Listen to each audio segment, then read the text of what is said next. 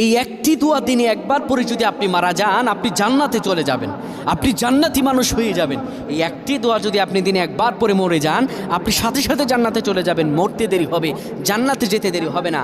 প্রিয় ভাইরা আমার, অনেক সুস্থ মানুষ বাড়ি থেকে যায়, রাস্তায় অ্যাক্সিডেন্ট হয়ে মারা যায়। এই দোয়াটা আপনারা শেয়ার করে দিবেন, আমল না করেও সব পাবেন। এই যুবক, তোমার একটি শেয়ারে বাল্লিগু আন্নি ওয়ালা আয়া, রাসূল বলেন তুমি একটা হাদিস জানবা, অপরকে জানিয়ে দিবা।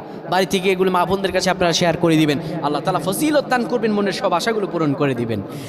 কোনো ব্যক্তি যদি সকালবেলা সাইয়্যিদুল ইস্তেগফার পরে আর মাগরিবের পরে সাইয়্যিদুল ইস্তেগফার পরে দিনে আর রাতে যে কোনো সময় ব্যক্তি মারা যায়, আমার আল্লাহ রাব্বুল আলামিন সে মরতে দেরি হবে, জান্নাতে যেতে দেরি হবে না।